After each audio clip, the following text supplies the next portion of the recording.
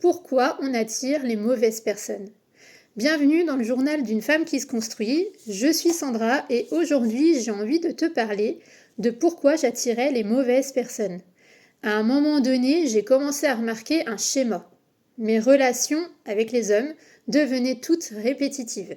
C'était comme un éternel recommencement. Comme si, au fond de moi, je savais déjà comment ça allait finir. Pourtant, les personnes, elles étaient toutes différentes. Mais la relation, elle était identique. Mais moi, je ressentais toujours la même chose.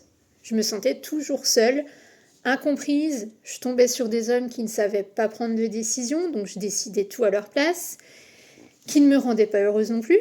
Des personnes qui ne me correspondaient pas vraiment, voire pas du tout. Ils ne me connaissaient pas, ils apprenaient pas à me connaître vraiment. Pas alignés avec moi, avec mes pensées, ni dans leurs idées, ni dans leur manière d'être.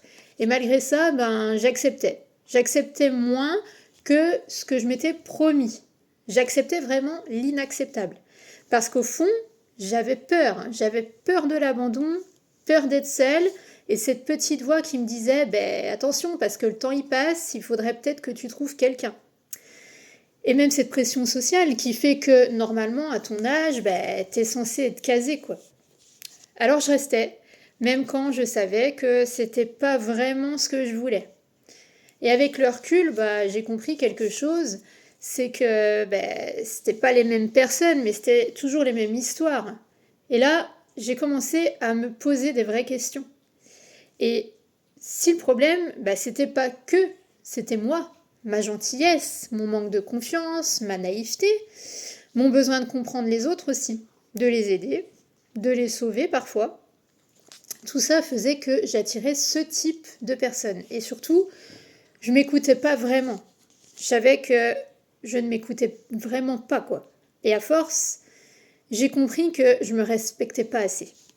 Ou peut-être que je pensais au fond de moi que je trouverais pas mieux.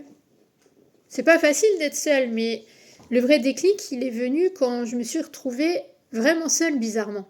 Seule avec moi-même, avec mes pensées. Et que j'ai vu que le schéma, il se répétait tout le temps. Encore et encore. Et là, j'ai vraiment compris que si je voulais que ça change, ça devait commencer par moi. Aujourd'hui, j'accepte plus l'inacceptable, même des petites choses. Parce que je sais que c'est comme ça que tout recommence. Donc aujourd'hui, je sais ce que je veux et surtout, je sais ce que je vaux. J'accepterai plus jamais moins que ce que je suis prête à donner. Ni moins que ce que je mérite non plus. Parce qu'au fond, je n'attirais pas les mauvaises personnes par hasard, je les laissais entrer. Quand je me choisissais pas.